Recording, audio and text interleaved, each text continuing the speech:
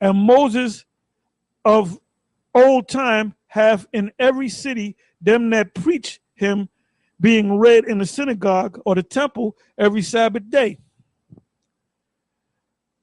Then pleased it the apostles and elders with the whole church to send chosen men of their own company to Antioch with Paul and Barnabas, namely Judas, surnamed Barnabas, and Silas, chief men among the brethren. All right. 23. And they wrote letters to them after this manner. That now we don't have to write letters. We don't got to sit down and scribe. All you got to do is make a video. These are cyber epistles. These are letters right now. That's right. When we make a video, we make it go to everybody. All right. And we can address it to certain people. We can make it private, or we can just do a video and put it out privately or just put it out publicly, man. These are the letters, man. These are the epistles right here. That YouTube, that's writing the letters, man. Them please it the apostles and the apostles and the elders with the whole church to send chosen men. I read that already. 23. And they wrote letters by them after this manner. The apostles and the elders and brothers send greeting unto the brethren which are of the Gentiles. Who are the Gentiles? Are they Edomites? No. They're Israelites that didn't know that they were Israelites, and they're coming back into Israel. In Antioch, in Syria, and Cilicia. For as much as we have heard that certain which went out from us have troubled you with words, subverting your soul, saying, you must be circumcised and keep the law, to whom we gave no such commandment. Now you are supposed to keep the law. You are supposed to get circumcised, but at that time, they were trying to get them into believing, eventually you get it, Say again? Let every man be fully persuaded in his own mind. That's right, because we got certain guys that come into the audience. Let's say a guy come and listen to us. He come out there every week, and the Passover comes up in another 2 months. We might not necessarily invite him to the Passover because he's still learning. Because you're going to send him to the Passover, he really doesn't know what's going on. In order for you to partake of the Passover, you got to understand what the Passover is all about. It's not like I did that presentation. The Passover is not a lamb dinner. And for some guys, it was just a lamb dinner. Remember the Passover we did in 2005? And that brother came and he asked for me, here's the heart. Can I speak to the heart? He said, can I get a piece of lamb? Can I get a little piece of wine? Just a little piece. And I told him, no, we ran out of lamb and wine. And you know why I said that? Because he hadn't been in the truth in like over 20 years. So you can't partake of it now because what happened with last year? Did you keep last year's Passover? Was you at home keeping the Passover? So you couldn't partake of it, man. It speaks in the scriptures about taking the lamb, eating the Passover unworthily. So if you take 20 years off and you ain't go to one Passover, which you're commanded to by the law, then all of a sudden you back in here and you're going to partake of the Passover, unless your children and your children and your children's children lost the fact that they were Israelites and they came back in. But that don't apply to you, man, because you turn your back on the Lord, man. Now let's go to Colossians. Go ahead. Real quick. 1 Corinthians 11 and 28. But let a man examine himself, and so let him eat of that bread and drink of that cup. For he that eateth and drinketh unworthily eateth and drinketh damnation to himself, not discerning the Lord's body. That's it. So this is not a game where you take 5 years off, then all of a sudden you decide to come back in, man.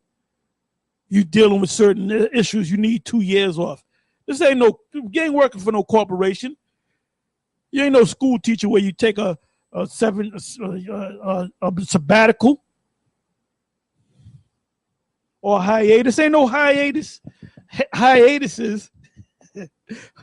in this thing, man. Ain't no vacation in this thing.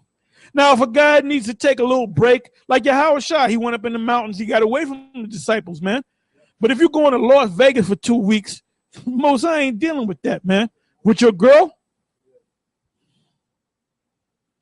This is Colossians 2 verse 14. It says, blotting out the handwriting of ordinance that was against us, which was contrary to us, and took it out of the way, nailing it to the cross. What does that mean? That means the laws that you broke in the past, he took it and nailed it on his cross and forgave you. So when you come into this truth now you got to keep the laws, man. You can't just, do the grace thing. Although we still break laws, although we still go off. All you got to do is read Romans, the 7th chapter, and it tells you that, man. It says, and having spoiled principalities and powers, he made a show of them openly, triumphing over them in it. It says, let no man therefore judge you in meat. And this goes to who are up there in the what's this? Colossians? What was that called? Colossus. These were Israelite foreigners that didn't know that they were Israelites, and they were coming into the belief of Yahweh Shai. So this is what Paul was telling them. It says 16, let no man therefore judge you in meat or in drink or in respect of an holy day or of the new moon or of the Sabbath day, which are a shadow of things to come, but the body is of Yahweh Shai. What do you mean by which are a shadow of things to come? Meaning we're going to get it, we're going to do it in the kingdom. So the ones of you that are just coming into this, we don't expect you to keep everything perfect. You got to study this thing. You got to grow in this thing. And then when you start growing, you got guys that might be in the audience for maybe a year and a half, 2 years. Then all of a sudden he'll say, can I join this camp? You don't just get a guy that's in the audience. This is the first time this guy comes to listen to you. Then all of a sudden you put the guy in the camp, man. And then you wonder why he's breaking down scriptures the wrong way. You got to learn this thing. And then once you come into this thing, you put guys over him to test him and build him up. And guys are supposed to be watching other guys. And that's something that's not going on among the camps, man. Because there was a certain guy that's the head of a camp that guys, they were watching him, but they wasn't telling us nothing. And that's why you have all this confusion, man. We're not magical men that can fly and hover over you and invisible and see what's going on, man. We're not the gods, bro. We're men just like you're men. And that's why you have positions. You have leadership positions, man. And when a guy goes off, you're supposed to straighten that guy out, man.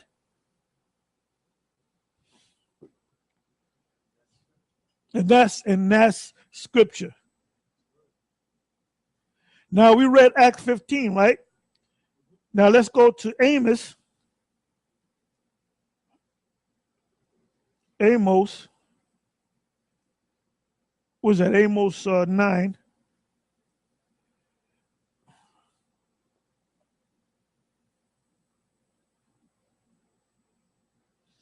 And this is what James is quoting at her.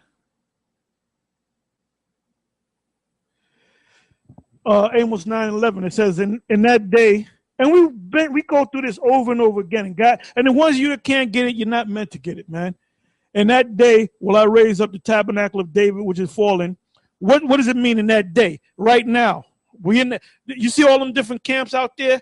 That's a fulfillment of the tabernacle of David being raised up. But really, you got guys out there that are part of the house of Saul. So the tabernacle of David is really GMS, the great millstone. And then you guys from the other camp, CC, if you wanted the elect, you know what you're going to do? You're going to break off from Elder Ricard, and you're going to get with GMS. And if you don't do it, that means you really was never of the elect in the first place, man. I'm just telling you like it is. And you are searching. And that dude's a bug out, man. Elder Ricard he's a bug out. All right? That man, we can easily chop up. He's teaching that there's such a thing called hell. He's teaching that there's no reincarnation. This is the madness, man. And that's easy. That's easy to break down the reincarnation thing. So why is he teaching otherwise? Why does he got the Samoans down as one of the tribes? That dude is way off, man. And if you guys keep following him, you're gonna be destroyed just like him. And he's gonna be destroyed, man. Through the name of Yahweh. And every time you say Ahaya by Hashem Yeshaya, man, I feel bad saying that. The Most High, he's looking at you like, I'm gonna let that nigga say that name one more time. Or Christ. And the angels is looking at like Nate and looking at the Most High, and the Most High, let me tighten this dude up. You know? That's why James White destroyed Bubble Eyes. Hey, James White destroyed him, made him look stupid. And James White is a nobody. Okay, let me read that again. Amos 9:11. It says, "In that day will I rise up the tabernacle of David, which is fallen, and close up the breaches thereof." You know what that means? The Most High is going to cause a certain number of Israelites, a certain number to come together, and then there's going to be a close there. If you ain't part of that number, it's closed. We got the number. That's why when you go to Revelation, the seventh chapter, it says the 144,000 be sealed. It said, "Hurt not the earth, neither the tree, neither any the trees or greens, grass, until my servants be sealed, which are the 144,000." And then when that happens, then you can take this place out. Yeah. All right. It reminds me of Noah. The Lord sealed the boat. Because the elect was in there. The elect was Noah at that time. The elect was only 8 people. Yeah, that was the elect at that time. It says, in that day will I raise up the tabernacle of David that is fallen, and close up the breaches thereof, and I will raise up his ruin, and I will build it as in the days of old. And we're being built right now. You notice that every so-called Saturday, you're going to get a lesson. All through the week, you're getting lessons. We out there on the highways and the byways, and then it's being uploaded on the YouTube. So you can't tell me, well, I would have did this had I learned it, man. You learn it now. It says that they may possess the remnant of which in Acts, the 15th chapter, the word Edom wasn't mentioned there, man. It says that they may possess the remnant of the Edomite, which we are going to enslave Edomites, but we're going to take their land. When you look up the word Edom right there, the word, if you click on it, the word there is H123. And then the definition is land, the land of Edom. Edomites, and the land of Edom. It says that they may possess the remnant of Edom and of all the heathen. The heathens are the other nations, but it's talking about the other the lands. The land from the great river, what is it, the Red Sea? Is the Red Sea to the great river Euphrates, if I'm not mistaken. Said all that land right there is going to be your land. So part of that land is Edom. So we're going to take that land, man. It says that they may possess the remnant of Edom and of all the heathen, all the lands which are called by my name. In other words, the Most High put his name here.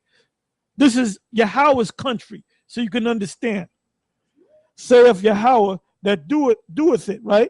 It said, behold, 13 verse, behold, the days come, saith the Lord, that the plowman shall overtake the reaper. What does that mean? The ones that are being slaves are going to take over the slave masters. That's what it means. Okay, now if you go to the next book over, which is Obadiah. Now, why are we going to ultimately take Esau's land? Because there ain't going to be no Edomites left. Yeah. Like Job said, they're going to fly away as a dream. They're going to fly away as a dream.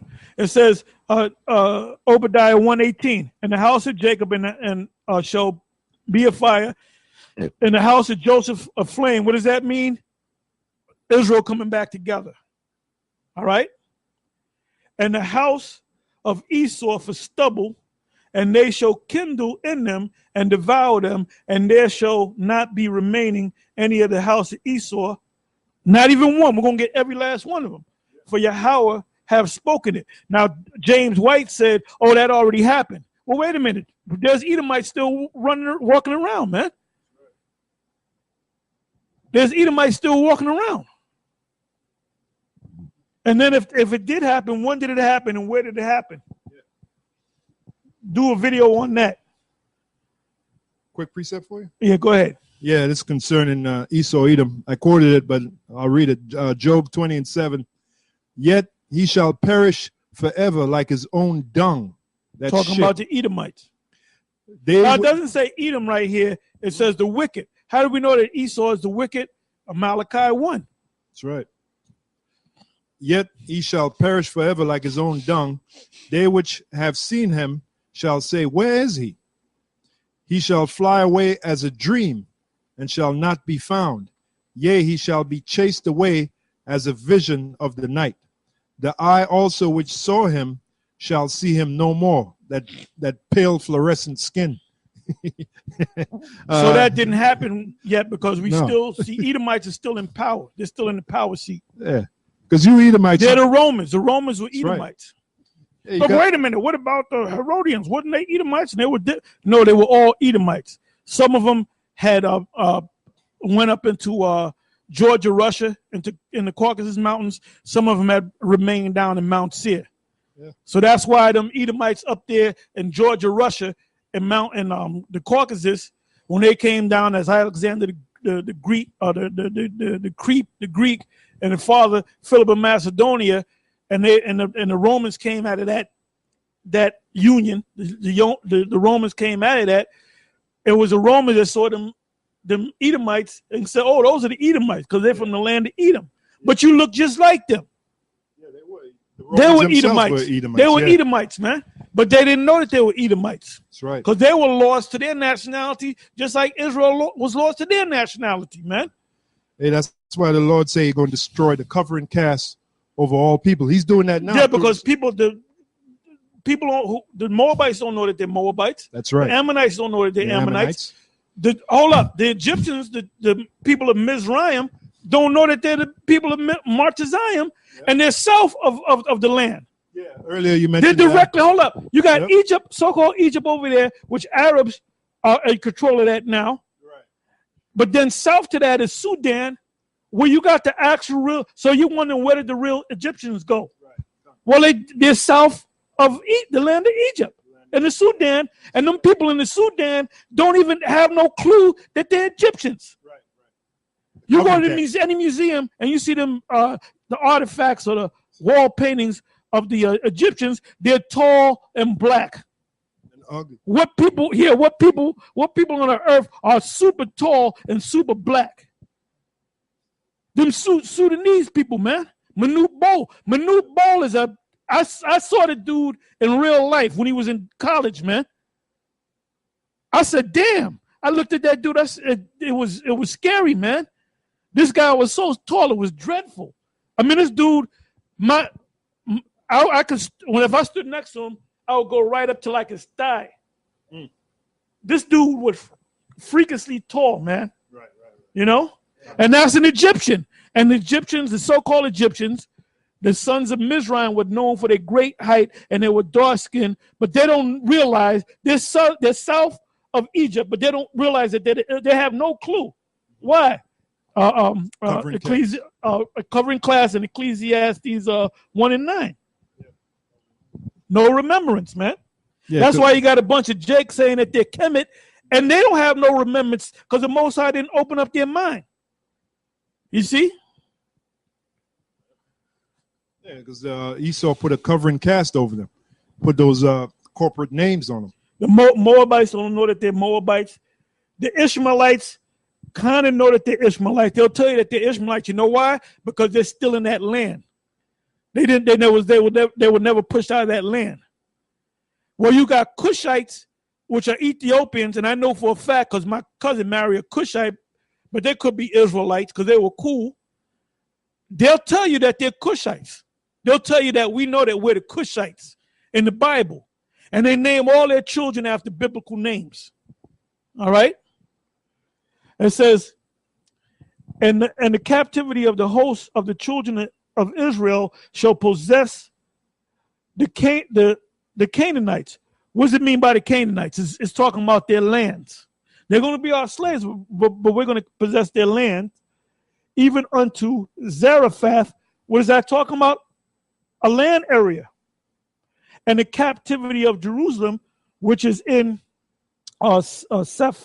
Sepharad shall possess the cities of the south. It's talking about land. And saviors, which we are saviors, shall come up on Mount Zion and to judge the mount of Esau, the Edomites, and the kingdom shall be the Lord's. So with that, we're going to close on that. I hope y'all learned something. And shalom.